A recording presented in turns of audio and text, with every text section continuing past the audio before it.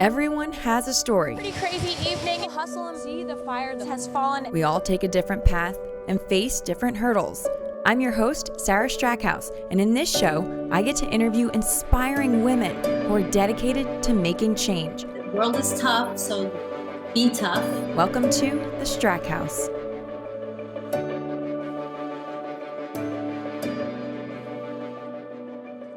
Yes, well, welcome to our house where we can really peel back the layers and tell your story and hope you leave feeling inspired. We're so excited to tell today's story. It's Jo Alch, who is the CEO and founder of Acapella In-Home Care, as well as the founder and executive director of Pajamas for Seniors. She's also the host of The Lemon Tree, as well as the author of The Lemon Tree. But I really want to tell her story because it really embodies what the show is all about. She had a tough upbringing, which didn't stop her from becoming not only successful in life, but also in her career. Jo, thank you so much for joining us. I am honored. Thank you so much, Sarah. Yeah, of course. Well, first, I want to ask you, tell me a little bit about The Lemon Tree. And here is the book here, as well as your podcast. Tell us a little bit about what The Lemon Tree means. Well, the Lemon Tree was a little shop that was in uptown New Orleans where I grew up. It was the most wonderful little gift shop. It was one of the newer gift shops in its time. It was in the late 60s, early 70s. This gentleman came to New Orleans from New York, started this store called the Lemon Tree. It sold candles and incense and little gifts and knickknacks and picture frames. And I would go visit the store and just loved it. And so it was kind of my home away from home. It was kind of my heaven on earth, honestly. Yeah. And I know that from watching your podcast and reading through your book, you kind of needed that home away from home. Tell us a little bit about your upbringing and your parents. I know it was a little bit dysfunctional there.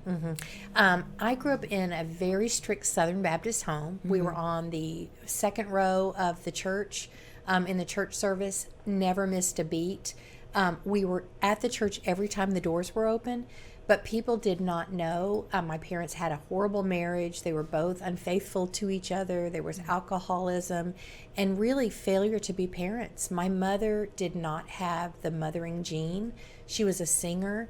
She felt that she should have been a backup singer to, Barbra Streisand, and she should have had that part in My Fair Lady. So she resented having children. It was almost an arranged marriage. My grandparents on both sides wanted my parents to marry the perfect Southern Baptist spouse. And so they got married, miserable together.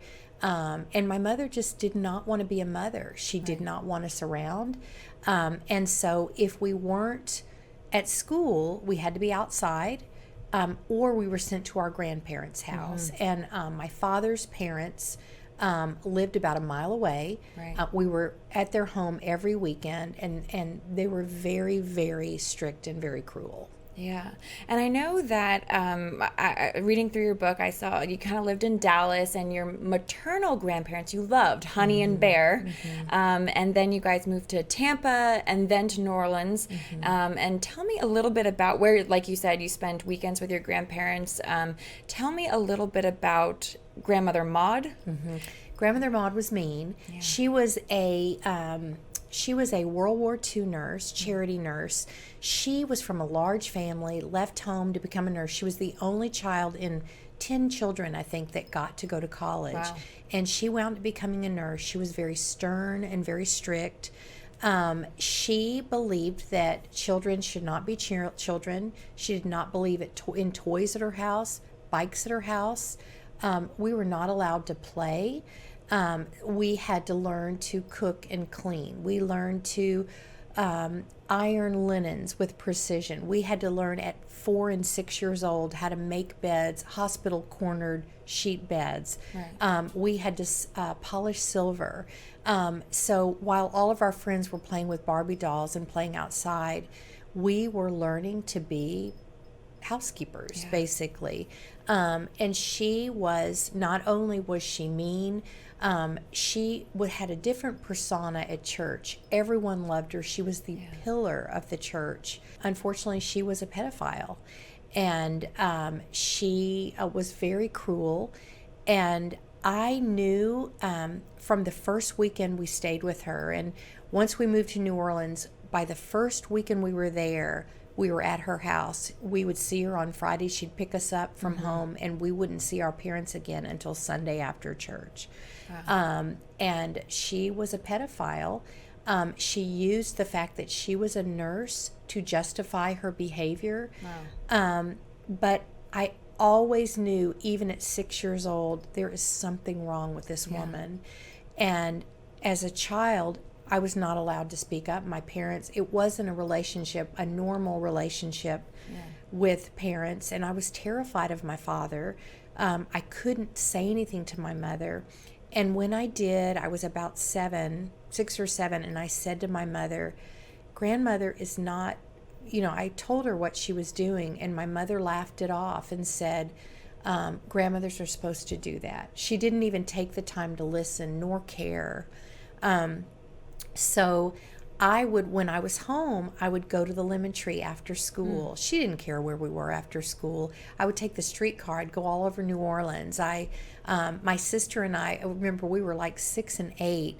We would take the streetcar to, say we didn't have school because of bad weather. Yeah. We'd take this streetcar to the French Quarter and walk through the French Quarter. Wow. And it was just, she didn't care what we did. She never even asked when we got home, what'd you do today? Right. So it was either you were roaming the streets or at your grandmother's house. Cruel grandmother. Wow. Right. And so I kind of had 3 lives. I had my home life, I had my life at my grandmother's, and then I had my life at the Lemon Tree. And the Lemon Tree, I never wanted to get in trouble. I was always worried I was going to get in trouble. And my grandmother she felt the best form of praise was criticism. And she felt that was how to mold a woman to be a godly woman, was just criticism. And so the only time I got that affection and love, and even if it was a scent, just taking in a scent, I felt God's love. And the verses we learned at church and the prayers we'd have before meals, they never meant anything to me until I'd go to the Lemon Tree and okay, well, this is what heaven is supposed to be like. Yeah. And this is how we're supposed to feel when we pray. And so I'm so grateful that I had that. Even if it was a 5-minute visit after school, it was enough to keep me going. Yeah, like you said, it was your safe haven. Well, tell me a little bit about, even you said at even 6 and 7, you knew that it was wrong. At what point did you, and I know because I read your book, but tell us a little bit about what point you said something and you said, this is it.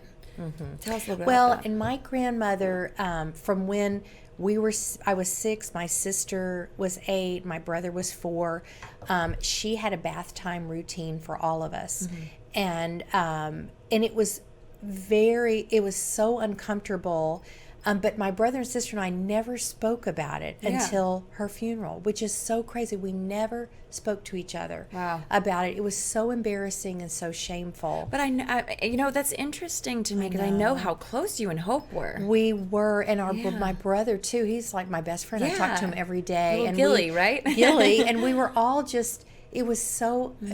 You think about like Elizabeth Smart, not being able to scream and grab somebody and say, hey, I'm the one that's on the news. You're so terrified. You're in this fight or flight. You can't think, okay, I know what she's doing is wrong, and I'm going to run home and I'm going to find a police officer. Your brain as a child doesn't register that way. You think, okay, I'm just going to survive this. And I remember I would just count, and I would tighten my fists and and my grandmother would say, oh, don't be a smart aleck. She would say that. Stop being a smart aleck. But I was about 10 or 11, and she was distracted at my bath time one day, and I was just like, I'm not going to let her do this anymore. So she had a rule in her house. There were no locks on the doors. She could come in and do whatever she wanted to do. And so I couldn't lock the bathroom door because there wasn't a lock. But we couldn't close the shower curtain. There was a shower curtain. The bathroom was real tiny. So I remember I grabbed towels and I got in the bathtub and covered myself completely with these towels. I closed the shower curtain and I waited for her to come in. And I knew, I did not know, I didn't know what sex was. I didn't know what pedophilia was. All I knew was what she was doing was not right. Something clicked. Something was not right. So she came in, I heard the door open, and she was rip-roaring mad when she came in because that shower curtain was closed. And she yanked that shower curtain open, and I said no. And just her face. She was so shocked.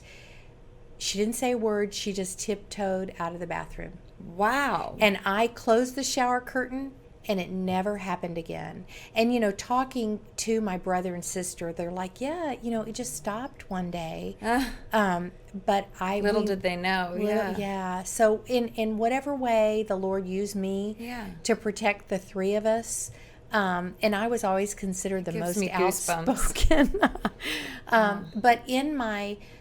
just as a business owner, and sometimes business owners, you have to make tough decisions, and I still struggle.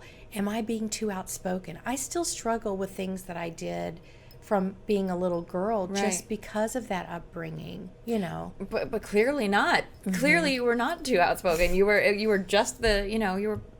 Well, and I had to learn what is the difference between speaking up for yourself and being outspoken. And so that was hard. I learned it. Yeah. That was hard. Yeah. Something you also kind of talk about, and I think it was in your podcast, was some things to look out for if you see a child who might be in a situation, or maybe some symptoms. Can you talk a little bit about that? If someone thinks that might know someone who is going through something, either as a child or even as an adult, might be going through some sort of abuse or molestation or anything like that. Can you talk a little bit about that? Yeah, and you know what? If you have a hunch and you have that sense of discernment, and ask God, we want to protect our children. In the Bible, we protect the little children.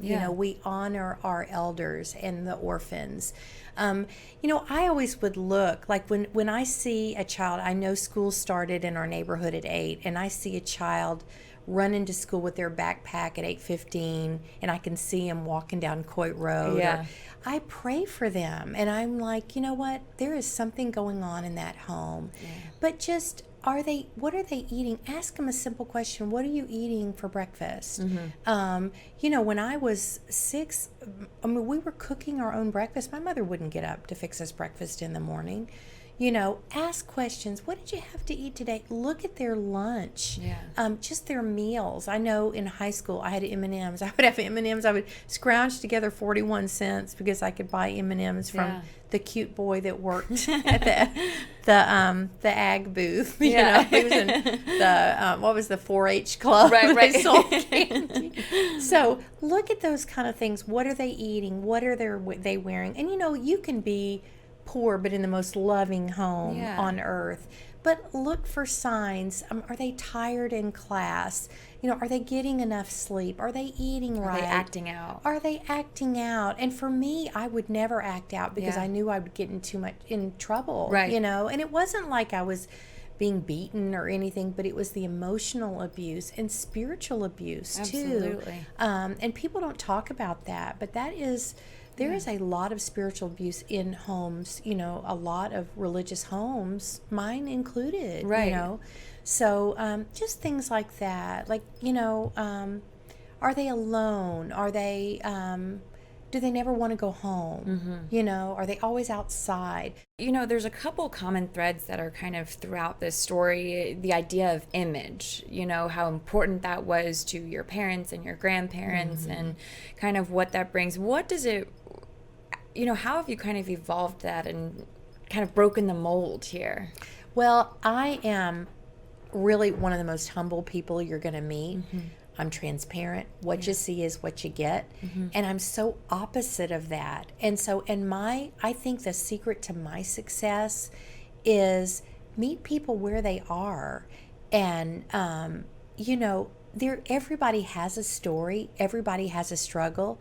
God allows those struggles. We don't want those struggles, but He allows those struggles to mold us into what He wants us to be. And people don't understand that, but He does. So you have to just take take those struggles and grow from those struggles. Well, what was the turning point where those struggles really turned into something fabulous? I know you've been married for 30 years, or probably more than that now. You have this incredible company, one of the largest in the southern part of America. Right. Tell me a little bit about building Acapella in-home care and finding your husband, and kind of once you left your home, essentially. Well, once I left my home, I did not have any support, and I just learned, if I want to make something of myself, I am not going to repeat that cycle. And so many people repeat cycles of poor behavior. I was not going to do it. I was going to be the one to make something to break the cycle. And so, I worked. That takes fortitude. It does. And I was not going to fail. My dad never had any money. Every Friday he got paid. By Sunday he was out of money. I would never do that. One thing about Maud, she was a nurse and she did believe in the act of service. And so she would take us to nursing homes. And one in particular that we went to all the time was called the Home for the Incurables. And it was the most pitiful nursing home. It was so horrible, and I just felt so sorry for those people that lived there. But we would go all the time and visit these women that were orphans. They were widows and orphans. They were wards of the state. They had no visitors at all. We'd go to this building and beds would be lined up like a dozen in a row. All the sheets were white. The patients were in white. The nurses were in white. The walls were gray. It was just horrible. My grandmother showed us, there are people out there suffering. And, she really brought my brother and sister and I, all three, have such compassion for people in need, and that was one good quality of hers. A little bit of silver lining. It was that she did teach us how important it is to serve and give back. So when I was in nursing school, I went to Brookhaven Community College here in Dallas. I'm a proud alum. All of my instructors in nursing school told me, "Jo, you would make a great hospice nurse." So I wound up working at Parkland. Really didn't like Parkland, and it was hard work. And so I opened the phone book to hospices, found a hospice that said family hospice. I thought, that sounds nice. Yeah. So I called them. They offered me a job. They had an opening, and just loved that one-on-one personal care, like those little ladies at the Home for the Incurables. And I was able to do that. Love working with seniors. But one thing I saw was these patients, a lot of these family members of hospice patients thought that hospice means you've got somebody with you around the clock for 6 months. Right. And you don't. And so people needed to pay for care to have to supplement what Medicare did with hospice. And so I really saw a need for exceptional caregivers that understood hospice. And so I started an agency. When I went to my boss to tell her I wanted to do my own agency, she told me, she said, "Jo, you are a wonderful nurse, but you don't know anything about business." And I was like, you know what? That's a little Maud comment. Right. And I'm not going to listen. We've been in business 13 years. We have over 400 employees. We've won numerous awards. One thing, D Magazine, I won Excellence in Nursing for Home Health, and that was such an honor. It's a wonderful magazine here in Dallas. Yeah. And, as a business owner, it's hard. And there were days when I first started my agency, I would want to just throw the sheets over my head and say, forget it. I'm going to go back to working hospice. But I'm like, no, I'm not going to do that. I'm not going to fall on my face. I'm going to do it. I'm going to get back up. And in business, there are going to be successes. There are going to be failures. Yep. You learn from your mistakes. And have I made hundreds of mistakes? Yes. But you own them.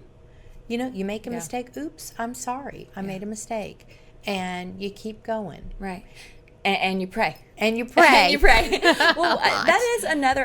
Do want to piggyback off of that, because that is another thing that you talk about throughout your book is your belief in Christ, and how just that belief changed from, like you said, not being able to, not knowing that you could just talk to God or just pray whenever you wanted to really leaning on Him, and at one point I remember you talk about being angry, at God, or versus being angry at the different people. Can you talk a little bit about how your journey changed and forgiveness, for Maud, for your family? I know that can't have been easy. Well, and I called myself a church hopper for a long time. When my husband and I married, we wanted to raise our children in a Christian home, but I still had that image of church as, you got to be perfect. Everybody at church is perfect. I'm the only one that's imperfect. And so I would join Bible studies. The kids would get in the children's program. Everything would be great until I would do something like, I've disappointed them. I'm not good enough at teaching. They're seeing into me a little. They're seeing me, and I don't measure up. And so and then we'd go to a different church, and we did this over the years, and it was my fault. I mean, it was my issue.